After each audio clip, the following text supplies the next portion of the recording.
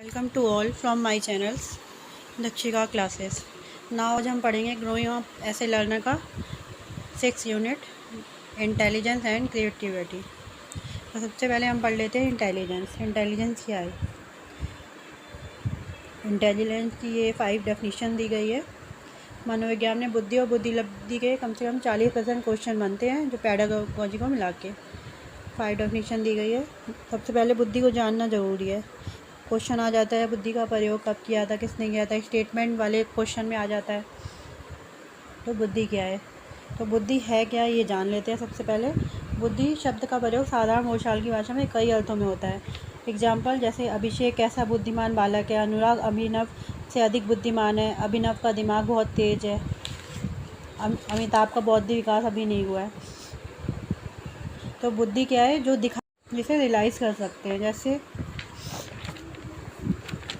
जैसे एग्जाम्पल है, बुद्धि एक ऐसा मानसिक तत्व है जिसके कारण दो बालकों को एक ही ढंग से अगर पढ़ाया जाए लेकिन उनके समझने के स्तर में आईक्यू लेवल में अंतर आता है, जिसके कारण दो व्यक्तियों को स्मरण शक्ति में आईक्यू लेवल में भिन्नता दिखाई जाती है, जिसके ही कारण दो व्यक्ति एक ही समस्या को हल करने में अलग अलग योग्यता का प्रदर्शन करते हैं।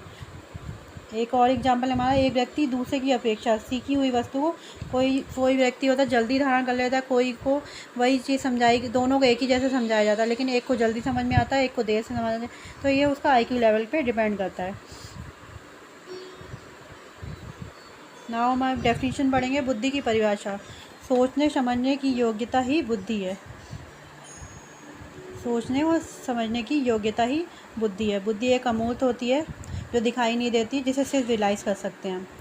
और टर्मन के अनुसार बुद्धि अमूर्त विचारों के बारे में सोचने की योग्यता है। टर्मन ने क्या बोला है कि बुद्धि अमूर्त विचारों के बारे में सोचने की योग्यता है। बंकिमचंद्र के अनुसार सीखने की योग्यता ही बुद्धि है। Intelligence is the ability to learn. Next हमारी डेफिनेशन है वुडवर्थ के अनुसार। अकॉर्डिंग टू वुडवर्थ के बुद्धि कार्य करने की एक विधि है। बुद्धि क्या है, कार्य करने की एक विधि है। नेक्स्ट हमारी डेफिनेशन है मन के अनुसार नवीन परिस्थितियों को झेलने की मस्तिष्क की नवीनता ही बुद्धि है। Flexibility of the mind to meet new situations. मन के अनुसार flexibility of the mind to meet the new situations. Next है बुद्धि सर्वप्रथम प्रयोग किसने किया था और कब किया था। एन फ्रांसिस गाल्टन ने किया था 1885 में, 1885 में। उनके अनुसार बुद्धि क्या है, विभिन्न प्रकार की योग्यता ही बुद्धि है। बुद्धि क्या है, विभिन्न प्रकार की योग्यता ही बुद्धि है। बुद्धि क्या है, अमूर्त है। जैसे मैंने आपको भी पहले बताया, बुद्धि जो दिखाई नहीं देती, रियलाइज़ कर सकते हैं। समस्या को हल करने की क्षमता व गुण जिसके पास अधिक होगा वे अधिक बुद्धि वाला होगा। कॉमन सी बात है, जो समस्या को हल करने की क्षमता जिसमें अधिक होएगी, गुण अधिक होंगे, उसके पास अधिक होंगे, तो वो अधिक बुद्धि वाला होगा, उसका आईक्यू लेवल अधिक होएगा। कोई किसी काम को देर से कर सकता है तो उसकी बुद्धि कम होती है। कोई किसी काम को बहुत जल्दी कर लेता है, कोई किसी काम को बहुत देर से कर पाता है। विभिन्न प्रकार की योग्यता के अनुसार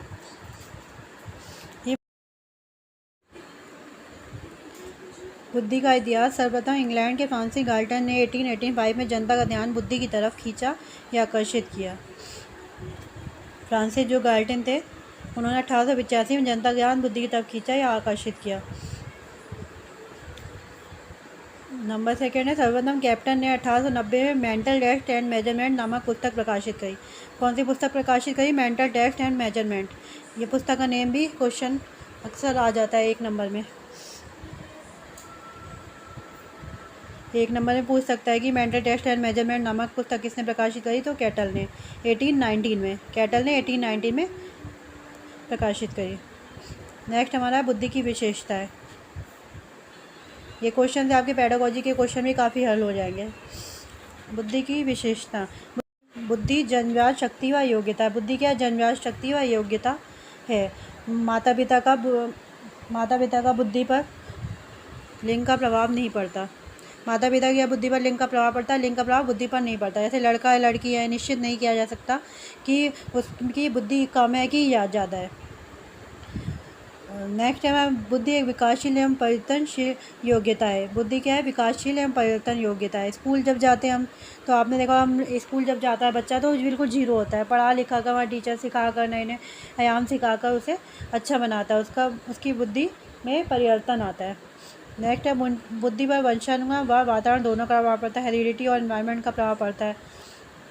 एनवायरनमेंट का जैसा एनवायरनमेंट पॉजिटिव होगा तो बच्चे का मेंटल डेवलपमेंट अच्छा होगा, नेगेटिव होगा तो मेंटल डेवलपमेंट वैसा ही होता है। बुद्धि परिस्थिति के अनुसार बदलती रहती है। जैसी सिचुएशन होती है वैसे बदलती रहती है। सिचुएशन अच्छी होती है तो अच्छा विकास होता है, नहीं अच्छी होती है तो वैसे विकास होता है। बुद्धि आयु व परिस्थिति के अनुसार बदलती रहती है। बुद्धि जैसे जैसे बच्चा ग्रो करता है वैसे वैसे चेंज होती रहती है।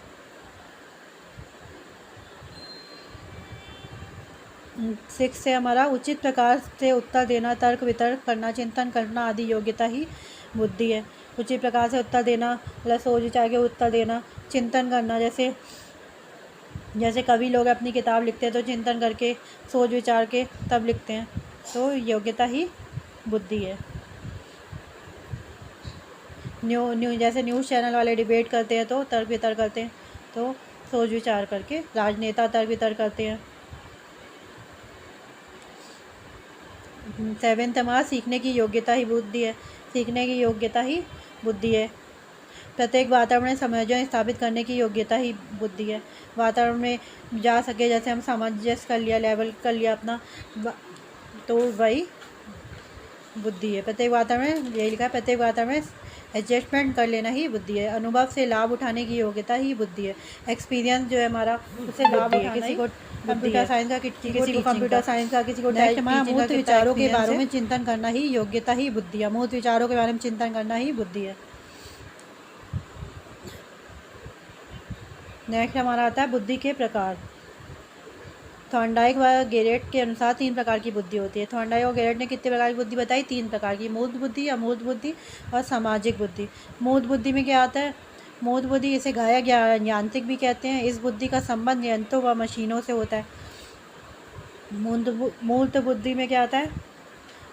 इंजीनियर वगैरह, इंजीनियर की बात, जो इंजीनियर होते हैं वो सब मूर्त बुद्धि में आते हैं। अमूर्त में क्या होता है? जैसे लेखक कवि की बुद्धि अमूर्त होती है, जैसे सोच के, कल्पना करके, जो दिखाई नहीं देता, कल्पना करके सोच सोच के जैसे बुक लिखते हैं अपना, तो वो अमूर्त कहलाती है। सामाजिक बुद्धि क्या होती है? अमूर्त बुद्धि, इस बुद्धि का संबंध पुस्तकीय ज्ञान से होता है। सामाजिक बुद्धि, इस बुद्धि का संबंध सामाजिक अनुकूलनशीलता से होता है। जैसे राजनेता, प्रधान वगैरह सामाजिक बुद्धि में आते हैं। नाउ हमारे नेक्स्ट है बुद्धि के सिद्धांत। एकत्व तत्व अल्फ्रेड वेने ने 1911 में दिया है। इसमें एकत्व होता है समान तत्व। इसे निरंकुशवादी सिद्धांत भी कहते हैं। क्यों कहते हैं इसे? क्योंकि प्रत्येक व्यक्ति में दो, इन्होंने क्या बोला है, अल्फ्रेड ने बोला है कि कहा है कि पृथ्वी पर जितने भी मनुष्य सब में एक प्रकार की बुद्धि है, लेकिन हर आदमी एक प्रकार की बुद्धि नहीं हो सकती, सबकी अलग सोच है। तो इनका ये कहना बिल्कुल ही गलत है, इसलिए इसे निरंकुशवादी सिद्धांत भी कहते हैं। सेकेंड हमारा द्वितत्व सिद्धांत। इसके प्रवर्तक है स्पीयरमैन 1904 में द्वारा ब्रिटेन के लंदन में। इन्होंने बुद्धि के 2 तत्व बताए हैं, समान तत्व जनजात और विशिष्ट तत्व अर्जित। एक जो जनजात होते हैं, एक अर्जित किए जाते हैं। बाद में स्पीयरमैन ने एक और तत्व समूह जोड़ दिया और सिद्धांत क्या कहलाया? त्रितत्व का सिद्धांत। इन्होंने क्या बोला था? स्पीयरमैन ने बोला कि प्रत्येक व्यक्ति में 2 तरह की बुद्धि होती है।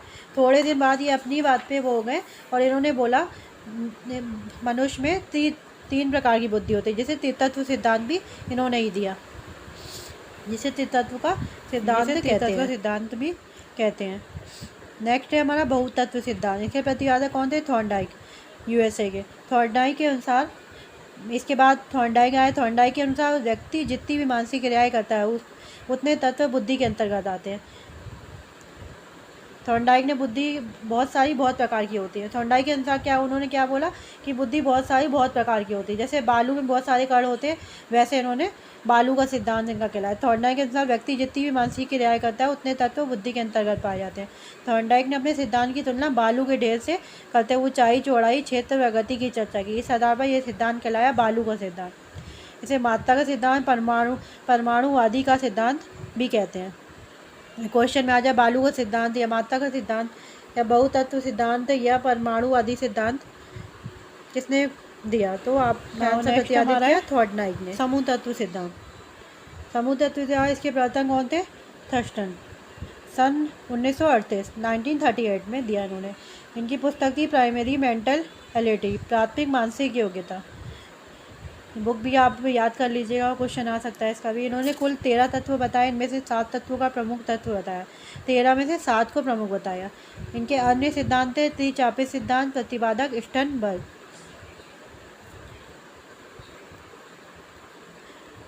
तरल ठोस बुद्धि सिद्धांत, जिसके प्रतिपादक थे कैटल।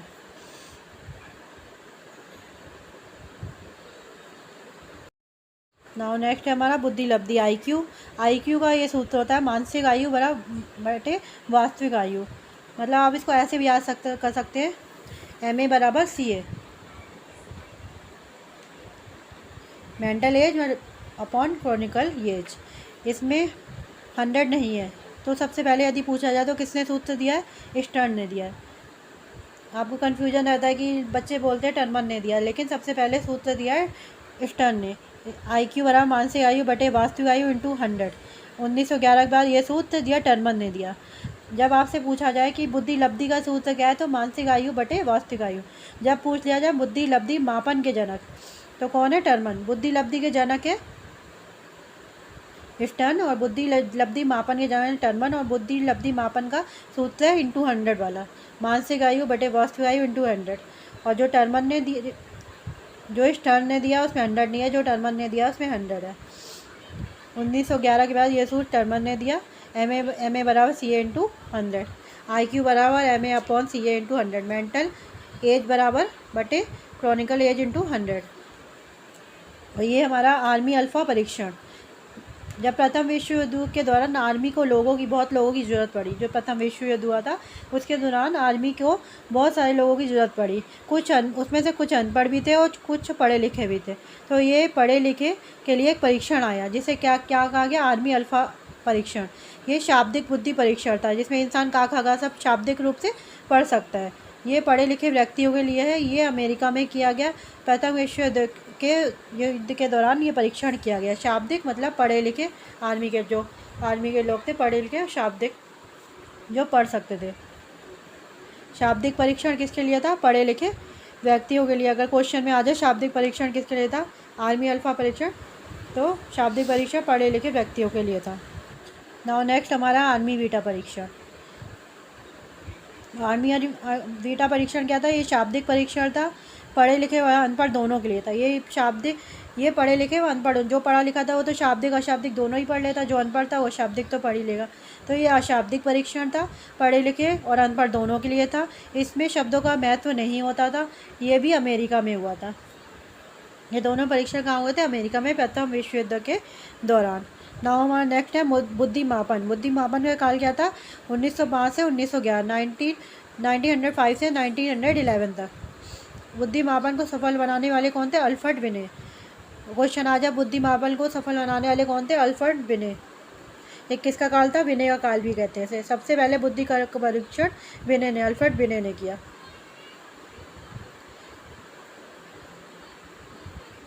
बुद्धि मापन का काल। बुद्धि मापन काल का ये डायग्राम है। 1905 के पूर्व शरीर के आधार पर। बुद्धि को कैसे मापा जाता था? शरीर के आधार पर। 1905 के पूर्व। 1905 से 11 जो स्टर्न थे, उन्होंने बुद्धि लब्धि की मानसिक आयु पर मापित की। बुद्धि लब्धि कैसे मापित की? मानसिक आयु पर। 1911 के बाद बुद्धि लब्धि कैसे मापित की गई? बुद्धि लब्धि के आधार पर। मानसिक शब्द का प्रयोग विनय ने किया। विनय ने पहले बुद्धि का मापन शरीर के आधार पर किया जाता। विनय से पहले जो थे, उन्होंने बुद्धि को मापन कैसे किया? शरीर के आधार पर किया। विनय के मरने के बाद बुद्धि लब्धि सूत्र आया, सल नहीं आया, सूत्र आया। विनय के मरने के बाद क्या आया? बुद्धि लब्धि सूत्र आया, जैसे IQ MA बराबर CA, जो आपको बताया, इंटू 100। शरीर के आधार पर सबसे पहले बुद्धि का मापन किसने किया? लेवेस्टर ने।